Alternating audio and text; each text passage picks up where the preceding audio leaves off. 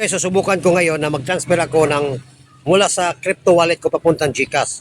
Kahit anong crypto wallet, basta importante ay yung e-wallet address lang. So dito ka punta ka sa View All Services. Tapos i-click mo doon G-Crypto. So pag nandito ka na, kailangan yung G-Crypto mo ay na-update, no? Kailangan i-update mo. So hanapin mo lang ito, guys, no? Kung hindi mo ito makita, dito ka sa See All, no? Dito mo makita. So nakita ko naman. So okay, so kunin ko itong USDT Tron. Yan, kunin ko yan. Kunin ko yung e-wallet address niya. Okay, click mo lang. So ganito na makikita. So ibig sabihin, i-click mo na itong receive. Receive. Para makuha ang e-wallet address. Ayan. So click natin. Oh, okay na. So punta ako sa Binance. Pwedeng sa Trust Wallet. Pero sa Binance lang ako punta, no?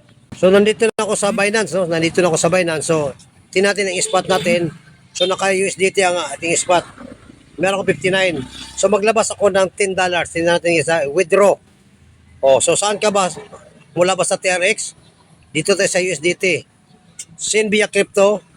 Tapos ilagay mo lang yung e-wallet address. Okay. So network, piliin mo yung Tron TRC20. Yan ang lagi mo piliin. Tapos siyempre $10 lang ating. Tapos withdraw. So matatanggap ko pala ay $9. Mayroon network fee. Gagawin natin yung $11 para may matatanggap akong $10. Kasi network fee $1. So withdraw. Tingnan natin guys ha. So dito sa Binance, mayroon tayong mga masalimuot na pamaraan. 11 USDT to. So ngayon punta tayo sa GCash guys. Kung pumasok ba, punta tayo sa GCash ko. GCash, okay?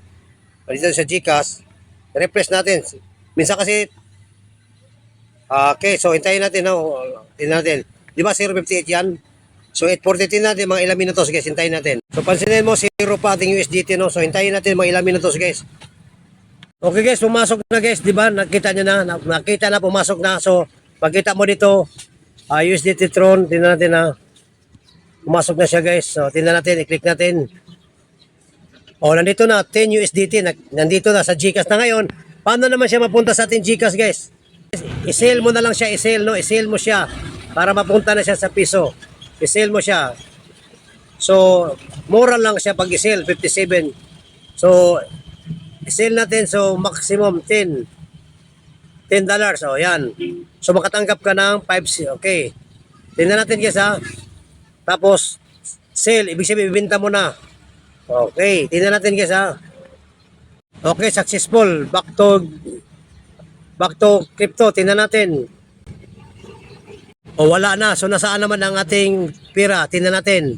So, ngayon guys, nandito na ang pera natin, nagiging pesos na. So, i-withdraw na natin. I-withdraw na natin pala, no? Withdraw. So, 5,735 maximum, no? Okay, lagyan natin 577. Yan na lang.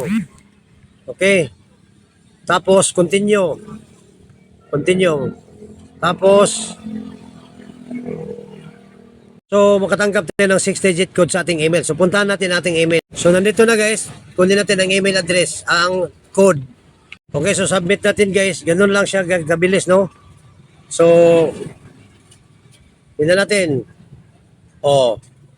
So, tingnan natin kung pumasok ba sa ating GCash. Tingnan natin guys ha. Tingnan natin.